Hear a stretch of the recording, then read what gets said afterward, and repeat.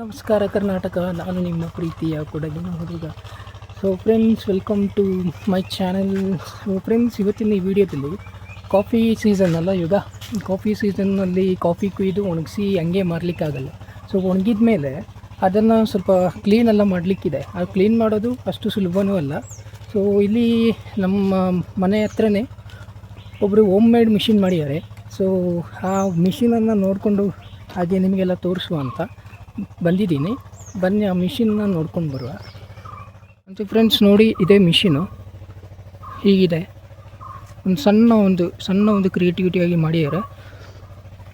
ಕೆಳಗಡೆ ಟೈರ್ಸ್ ಎಲ್ಲ ಕೊಟ್ಟಿದ್ದಾರೆ, ಮೂವ್ ಮಾಡಲಿಕ್ಕೆ ಆ ಕಡೆ ಈ ಕಡೆ ತಗೊಂಡು ಹೋಗ್ಲಿಕ್ಕೆಲ್ಲ ಈಸಿ ಆಗಲಿ ಅಂತ ಸಣ್ಣ ಟೈರ್ಸ್ ಎಲ್ಲ ಕೊಟ್ಟಿದ್ದಾರೆ. ಹಾಗೆ ಇಲ್ಲಿ ನೋಡಿ 1 HP ಮೋಟ್ರ್ ಯೂಸ್ ಮಾಡಿದ್ದಾರೆ. ಅದು ಕರೆಂಟಿಂದ ಇದು ಮಾಡ್ಕೊಳ್ಳೋಕ್ಕೆ ಈಸಿ ಆಗುತ್ತೆ ಅಂತ. ಮತ್ತು ಅದ್ರ ಜೊತೆಗೆ ಒಂದು ಫ್ಯಾನ್ ಕೂಡ ಇದೆ. ಮತ್ತು ಇಲ್ಲಿ ಸೇಫ್ಟಿಗಿರೋ ನೆಟ್ ಕೂಡ ಹಾಕಿದ್ದಾರೆ.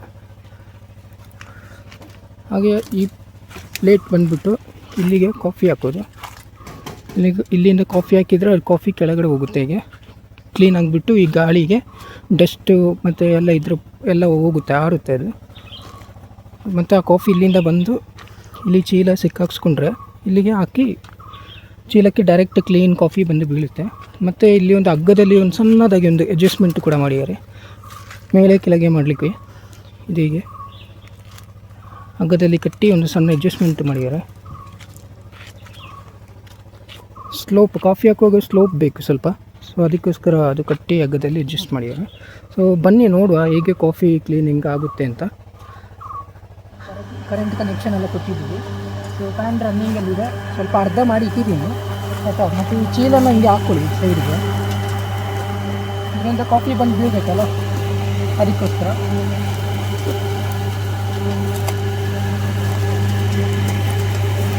ಒಳ್ಳೆ ಶಾರ್ಪ್ ಉಂಟು, ಆ ಥರ ಮಾಡಿದ್ದಾರೆ. ಮತ್ತು ಅಲ್ಲಿಂದ ಸ್ವಲ್ಪ ಈ ಥರ ಕಾಫಿ ತಗೊಳ್ಳಿ. ಕಾಫಿ ತಗೊಂಡು ಒಂದು ಸ್ವಲ್ಪ ಐಟಿಗೆ ಆಗಿದೆ, ಸ್ವಲ್ಪ ಐಟಿಂಗ್ ಹಾಕಿದರೆ ಹೋಗುತ್ತೆ. ಇಲ್ಲೊಂದು ಹಾಕ್ಬೋದು ನೋಡಿ.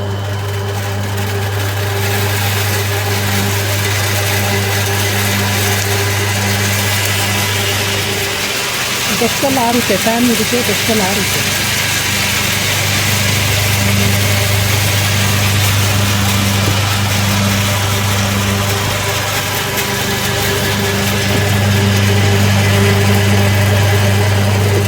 ಅಲ್ಲಿಂದ ಕ್ಲೀನಾಗಿ ಬಂದು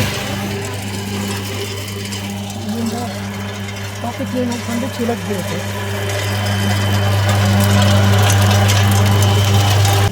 ಡಸ್ಟೆಲ್ಲ ಕೆಳಗಡೆ ಬೀಳುತ್ತೆ, ಇದೆಲ್ಲ ಆರುತ್ತೆ. ಇಲ್ಲಿ ಅದು ಕ್ಲೀನಾಗಿ ಬಂದುಬಿಟ್ಟು ಈ ಚೀಲದೊಳಗೆ ನೋಡಿ ಡಸ್ಟ್ ಫುಲ್ ಹೋಗುತ್ತೆ.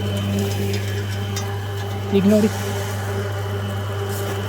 ಕಾಫಿ ಫುಲ್ಲು ನೀಟಾಗಿ ಕ್ಲೀನಾಗಿ ಬಂದಿದೆ. ಡಸ್ಟು ಧೂಳು ಏನು ಇರೋದಿಲ್ಲ. ಇನ್ನು ಡೈರೆಕ್ಟ್ಲಿ ಕೊಡೋಕ್ಕೆ ಇರೋದು.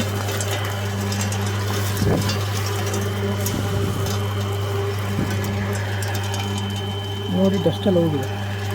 ಇದಕ್ಕೂ ಮತ್ತು ಇಲ್ಲಿರೋ ಇದಕ್ಕೂ ವ್ಯತ್ಯಾಸ ನೋಡಿ. ಇದು ನೋಡಿ ಫುಲ್ ಡಸ್ಟ್ ಆಗಿದೆ, ಅದು ನೀಟಾಗಿದೆ.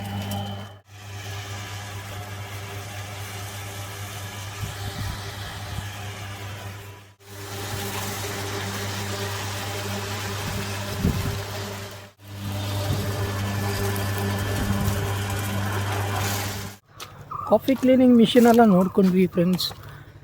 ಹಾಗೆ ಆ ಮಿಷಿನ್ ಕೂಡ ಅಷ್ಟೇ ದೊಡ್ಡ ಹೆವಿ ಬಡ್ಜೆಟ್ಟು ಬೇಕು ಅಂತಿಲ್ಲ, ಬಡ್ಜೆಟ್ ಫ್ರೆಂಡ್ಲಿ ಕೂಡ. ನಿಮಗೂ ಕೂಡ ನಿಮ್ಮ ಮನೇಲಿ ಕಾಫಿ ಏನಾದರೂ ಕಾಫಿ ಬೆಳೆಗಾರರಿಗೆ ಇದು ತುಂಬ ಉಪಯೋಗ ಆಗುತ್ತೆ. ಸ್ವಲ್ಪ ಯೂಸ್ಫುಲ್ ಇದೆ. ಯಾಕೆಂತ ಹೇಳಿದರೆ ಹೆವಿ ಡಸ್ಟು ಇರೋ ಕಡೆ ಎಲ್ಲ ಸ್ವಲ್ಪ ನೀಟಾಗಿ ಕ್ಲೀನ್ ಆಗುತ್ತೆ, ಕ್ಲೀನು ಮಾಡ್ಬೋದು. ಹಾಗೆ ಹೇಳ್ತಾ ನಾನು ಇವತ್ತಿಗೆ ನಾನು ಈ ವಿಡಿಯೋನ ಎಂಡ್ ಮಾಡ್ತಿದ್ದೀನಿ ಫ್ರೆಂಡ್ಸ್. ಸೊ ಮುಂದಿನ ವೀಡಿಯೋದಲ್ಲಿ ಸಿಗುವ. ಅಲ್ಲಿ ತನಕ ಬಾಯ್, ಟೇಕ್ ಕೇರ್.